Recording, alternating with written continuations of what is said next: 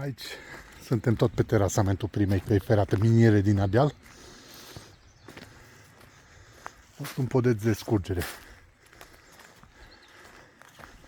Un podeț peste scurgere, care a fost casat 2003-2004.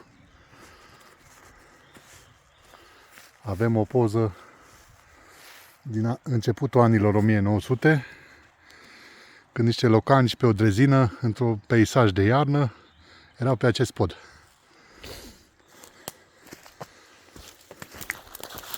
Ocolim podul lipsă. Tablierul podului a fost cu o lungime de 5500 de mm sau 5,5 metri.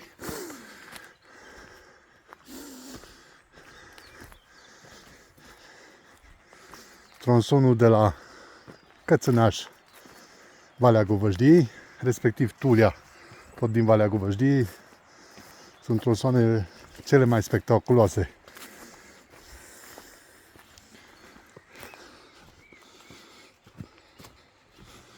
Nu degeaba au fost remarcat într-un videoclip din 1998 de niște prezentatori britanici ca fiind cea mai spectaculoasă cale ferată cu ecartament îngust din România.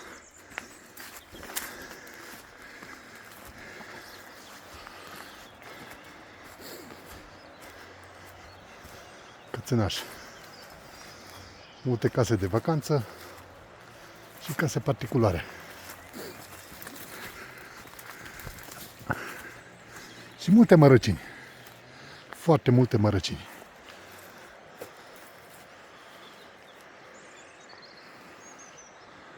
Aici au aruncat în timpul construcției liniei tot pietrișul rezultat din excavarea terasamentului. Aici pe versant.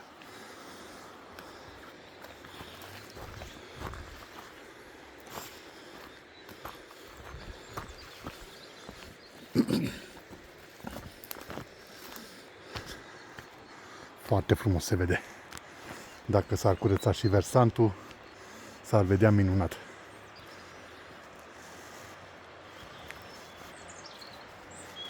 Și sunetul naturii mirific.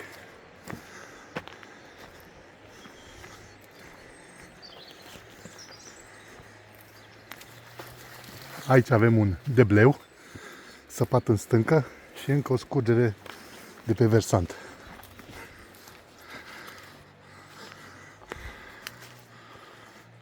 Asta e unul din cele 3 deblee de pe tronsonul Cățănaș. Câteva traverse rămase după ce au scos linia din 2001 și un copac cu flori, mai exact un corcoduș, și miroase minunat. Un copac cu flori.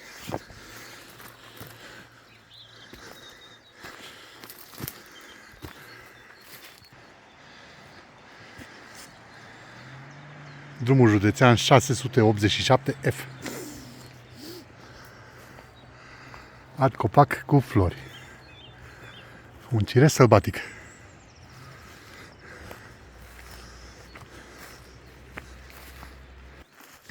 Ajungem la un debleu mai mare. Un debleu săpat în stâncă. Nu era atâta stâncă încât să poată să facă un tunel.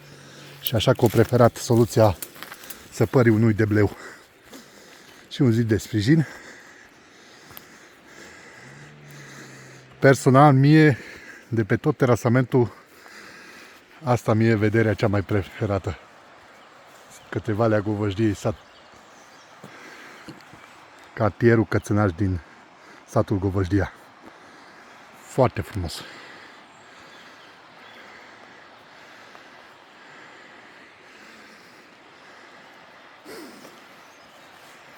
Să vin cu trenul din Hunedoara și să vezi astfel de peisaje. Minunat! Norocoși au fost cei care au prins trenul ăsta în funcțiune.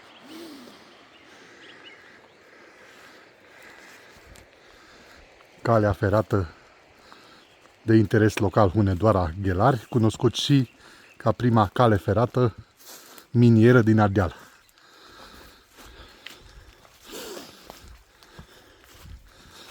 Cam rece și mai trag din asta. Da, frumos.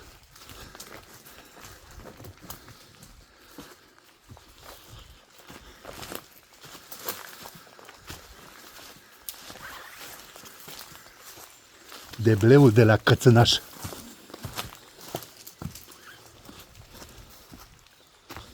Totuși au mai rămas niște traverse.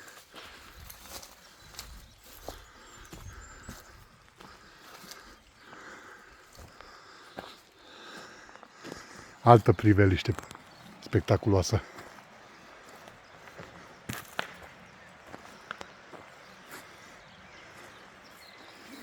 Altă priveliște drag mie.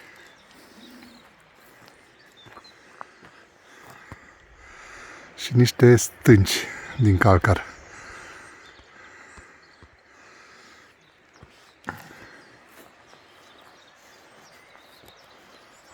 Aici s-a construit un zid de sprijin din piatră. Foarte frumos.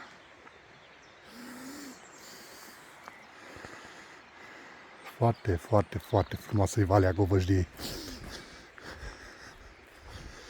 Imaginați-vă cum ar fi dacă ar circula din nou trenul cu pornire de lângă Castelul Corvinilor din Hunedoara. Cum ar fi?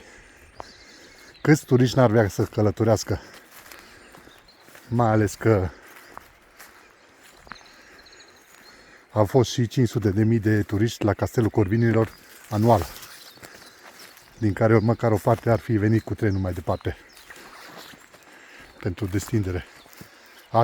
Cred că ar rivaliza cu Valea Vaserului sau ar completa.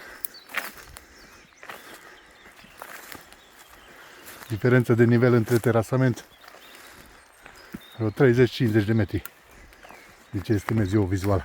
Alt debleu.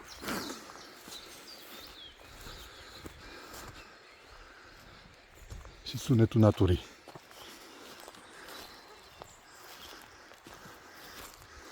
Alt debleu săpat în stâncă.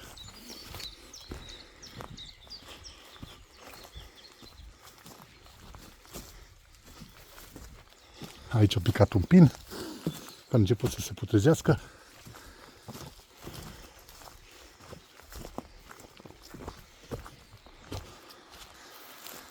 Fiți atent ce peisaje sunt de pe terasament.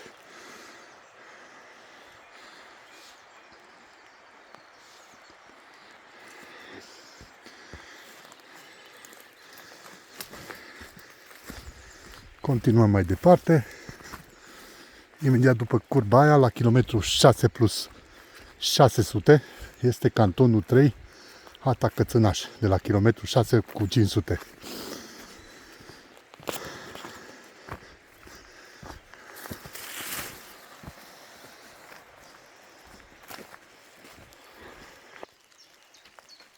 Sunetele pitulicei de munte.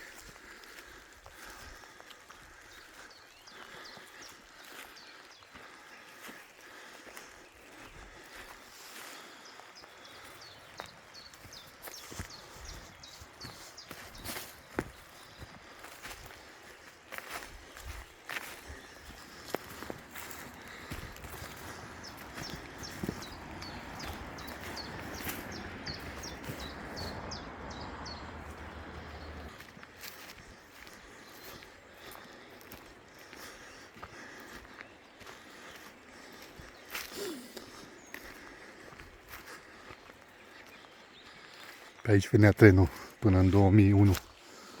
Adică până în 2000. Că în 2001 au scos deja șinele. Neținând cont de importanța turistică a zonei. Putea să fie o atracție suplimentară pe lângă castel. Și o atracție spectaculoasă. Ar fi legat spectaculos furnalul de la Govăjdie cu Castelul Corvinilor. Respectiv ținutul pădurenilor de Castelul Corvinilor.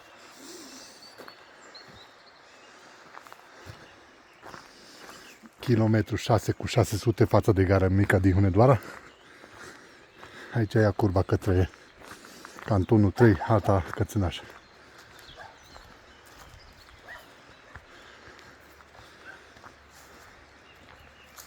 Alt marcaj.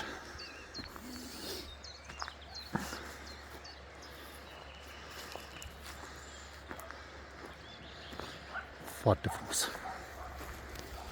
Foarte frumos, foarte frumos.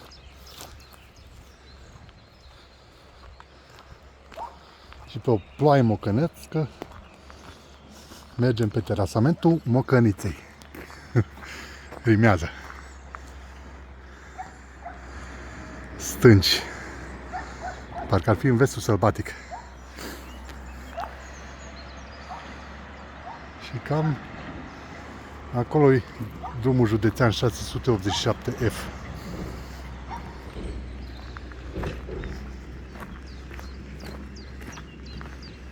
Multe pituliși de munte care cântă și alte păsări din fauna locală.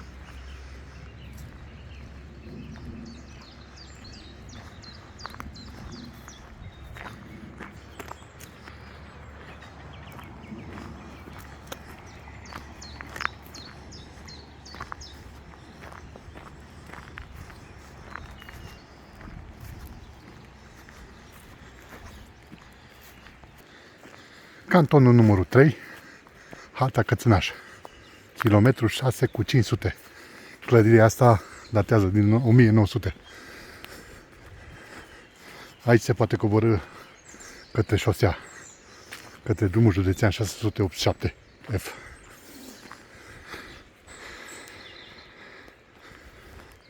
Erau alte și cantoane din 2 în 2 km.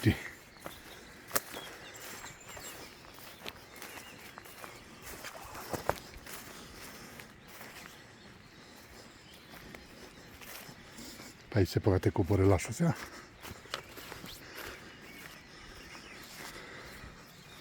Drumul de acces către canton. Și aici e drumul original pe unde mergeau de la Govăjdie către Hunedoara, înainte să facă calea ferată.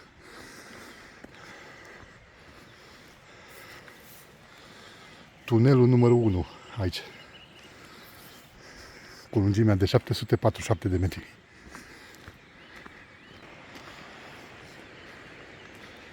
Alte priveliști de pe terasament.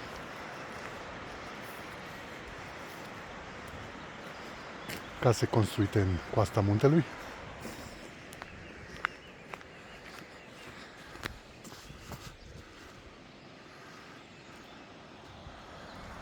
Niște cireși sălbatici.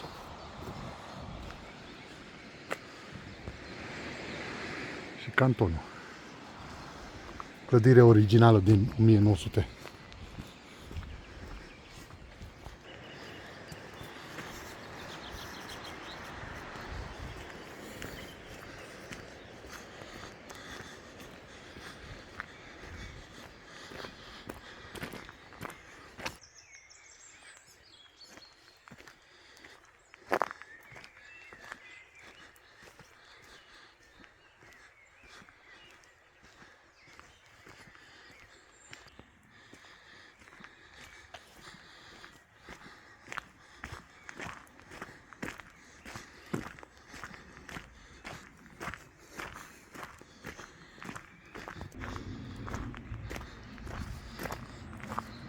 Castelul de apă de la fosta hidrocentrală Cățânaș. A fost a doua hidrocentrală din Transilvania, după hidrocentrala de la Sadu, din județul Sibiu. Această hidrocentrală a fost inaugurată în 1910 pentru a furniza curent electric la comuna Ghelari, respectiv minele de fier din comuna Ghelari. În prezent, clădirea este goală. Toate echipamentele originale au fost luate. Iar clădirea aparține de Hidroelectrica. Primea barajul la vreo 4 km în amonte, adică primea apă de la baraj la 4 km în amonte. Tot Valea Govăjdiei, drumul județean 687F și clădirea hidrocentralei.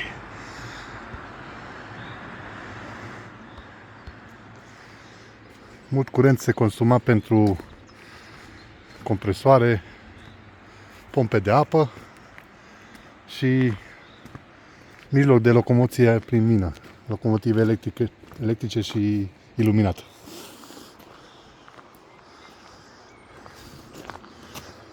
Am văzut că au tras fire noi și stâlpi noi de la hidrocentrală până sus. Probabil că hidroelectrica vrea să o pună în funcțiune iarăși cu echipamente noi.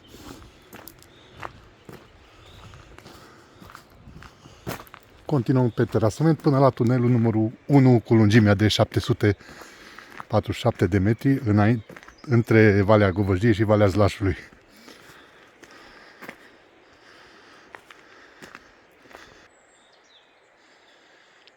Traverse vechi.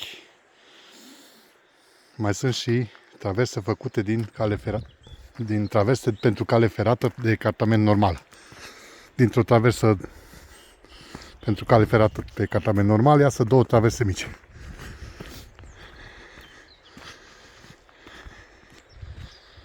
Ne apropiem de tunelul numărul 1 cu lungimea de 747 de metri.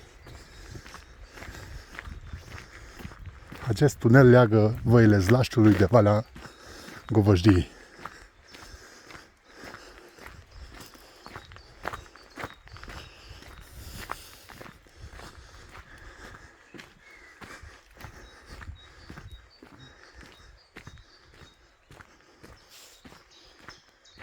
Pitulicea de munte se aude frumos.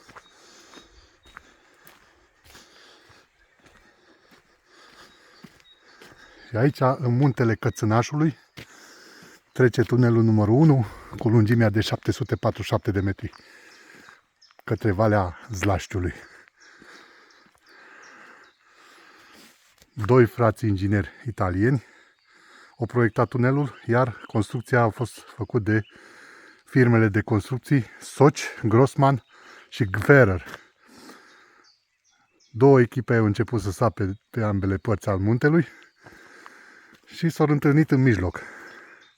Construcția tunelului a durat 5 ani.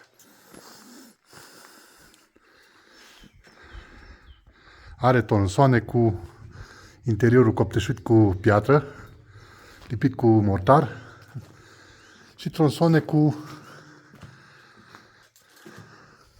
boltă din cărămidă roșie și pereți lateral din beton. Și alte tronsoane cu stâncă goală, necăptușită, nimic.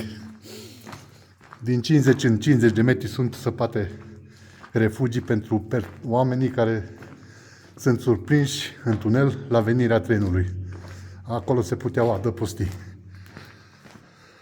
Aici este un marcaj pe aliniamentul peretelui și unul dintre refugiile săpate în perete, la intervale de 50 de metri.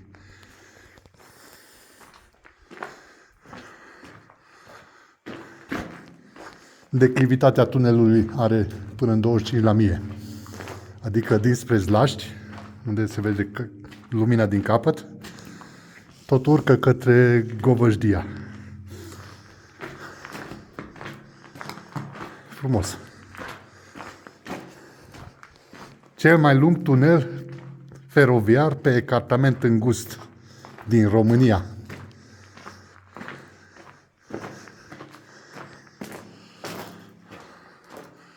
Un inginer de pe acoperiș, adică de pe bolta tunelului.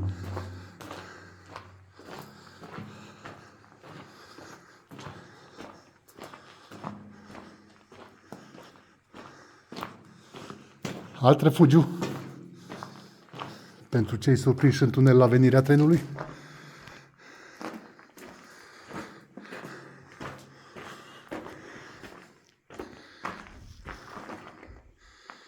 Foarte frumos. Anual facem drumeții la pas dinspre Castelul Corvinilor până la Furnalul de la Govăjdie, odată toamna și odată primăvara, fiecare an.